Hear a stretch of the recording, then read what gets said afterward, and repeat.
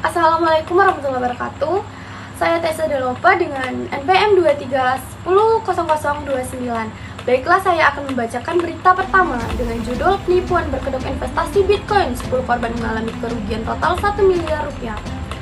Sebuah kasus penipuan berkedok investasi Bitcoin kembali menggemparkan masyarakat. Sebanyak 10 korban dilaporkan mengalami kerugian total mencapai 1 miliar rupiah akibat terjebak dalam skema investasi palsu yang menjanjikan keuntungan besar dalam waktu singkat. Menurut laporan kepolisian, modus operandi pelaku melibatkan promosi melalui media sosial dengan iming-iming hasil investasi yang menggiurkan. Kasus ini menjadi perhatian serius bagi otoritas terkait untuk meningkatkan pengawasan terhadap investasi online yang rentan terhadap penipuan. Baiklah, saya akan membacakan berita kedua dengan judul Kontroversi Pemalsuan Obat. Puluhan pasien mengalami dampak kesehatan serius. Kontroversi pemalsuan obat kembali mencuat setelah puluhan pasien dilaporkan mengalami dampak kesehatan serius akibat mengonsumsi obat palsu. Kasus ini terjadi di beberapa daerah yang diduga terkait dengan jaringan distribusi obat ilegal. Beberapa pasien bahkan harus dirawat intensif akibat reaksi alergi dan keracunan akibat obat palsu yang mengandung bahan berbahaya.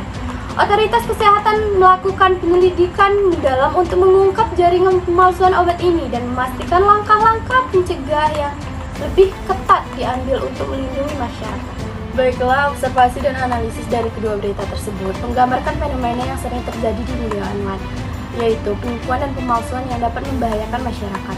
Dalam kasus investasi Bitcoin palsu, psikologi komunikasi massa berperan penting dalam menarik minat korban dengan janji keuntungan besar.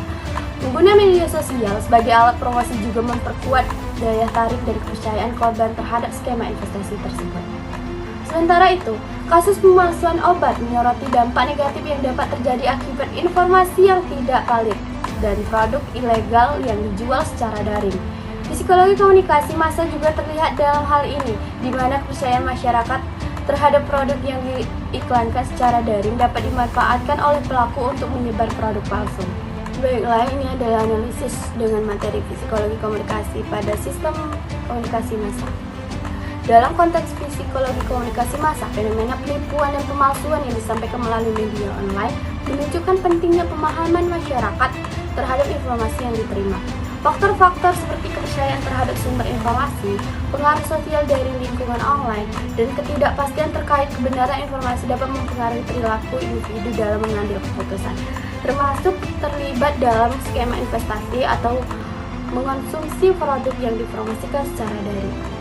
Selain itu, peran media dalam menyampaikan informasi yang akurat dan terpercaya juga menjadi kunci dalam mencegah penyebaran informasi palsu dan melindungi masyarakat dari kasus-kasus penipuan dan pemalsuan yang merugikan.